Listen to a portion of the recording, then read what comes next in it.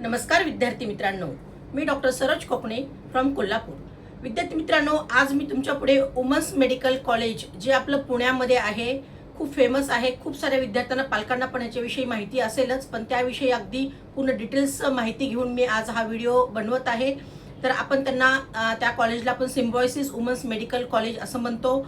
ते फक्त मुलींसाठी मेडिकल कॉलेज आहे। विद्यार्थी मित्रांनो, आपल्या महाराष्ट्रामधलं नंबर 1 मुलींसाठी हे कॉलेज आहे असं खूप वर्षापासून ओळखलं जातं। त्याच्याविषयी अगदी तुम्हाला पूर्ण डिटेल्स सांगणार आहे। त्यातल्या सीट्सची संख्या किती आहे, म्हणजे तिथला इंटेक किती आहे, ते कॉलेज कधी इस्टॅब्लिशमेंट झालेलं आहे आणि त्या कॉलेजचा 2025चा रँक किती राहिलेला आहे, ओपनिंग रँक किती राहिलेला आहे आणि त्या कॉलेजचे फी स्ट्रक्चरबद्दल पण डिटेल्स माहिती सांगणार आहे। तर व्हिडिओ हा शेवटपर्यंत पहा। गरजूंना पण हा व्हिडिओ सेंड करा, त्यांना पण ह्या कॉलेजबद्दल पूर्ण डिटेल्स माहिती मिळेल। तर आपण पुण्यामधलं जे कॉलेज आहे वुमन्स कॉलेज, आपण त्याला सिम्बायोसिस वुमन्स मेडिकल कॉलेज असं म्हणतो।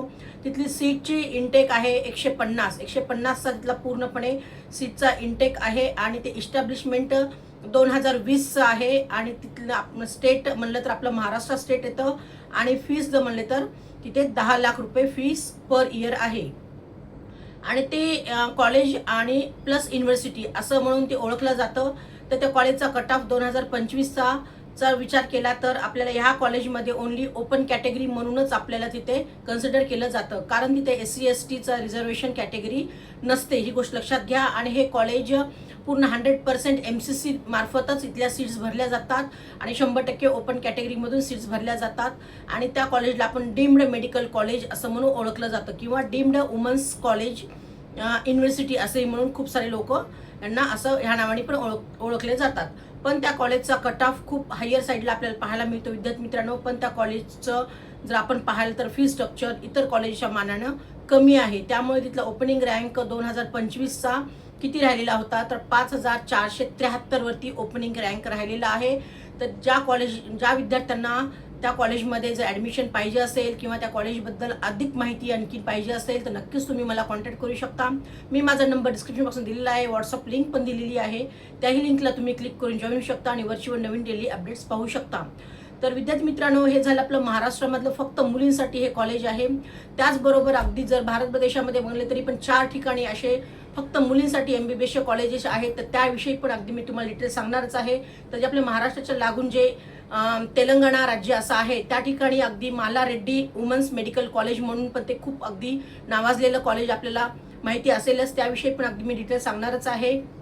तर पुढच्या व्हिडिओसाठी मी हा टॉपिक घेऊन येणारच आहे। तर जे काही नवीन विद्यार्थी किंवा पालक असतील, हा व्हिडिओ माझा पाहत असतील, तुम्ही नक्कीच सबस्क्राईब करून ठेवा। गरजूंना पण हा व्हिडिओ सेंड करा, त्यांना याची पूर्णपणे कल्पना येईल।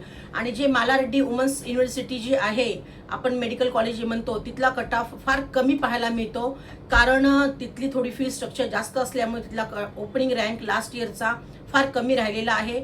आणि असे भारतामध्ये आणखीन 3 कॉलेजेस आहेत, जे दिल्लीमध्ये एक आहे, हरियाणामध्ये एक आहे आणि आंध्र प्रदेशमध्ये आहे। ते पण फक्त वुमन्स कॉलेज म्हणूनच इथे ओळखलं जातं। तर भारत देशामध्ये टोटल असे फक्त मुलींसाठी 5 कॉलेजेस आहेत। तर महाराष्ट्रामध्ये तिथे आपलं एक आहे, ते सिम्बायोसिस वुमन्स मेडिकल कॉलेज म्हणून पुणे ह्या ठिकाणी आहे। त्याच्याविषयी अधिक माहिती पाहिजे असेल तर नक्कीच कॉल मेसेज करा। आता आपली एक्झाम 3 मेला आहे, छान अभ्यास करा विद्यार्थी मित्रांनो, त्यासाठी मी तुम्हाला ऑल द बेस्ट देते। व्हिडिओ आवडला असं नक्कीच इतरांना पाठवा, गरजूंना, आणि सबस्क्राईब करून ठेवा की जेणेकरून तुम्हाला पुढचे माझे सगळे व्हिडिओ तुम्हाला पाहायला मिळतील। ओके मित्रांनो, थँक्यू सो मच। जय हिंद, जय महाराष्ट्र, धन्यवाद।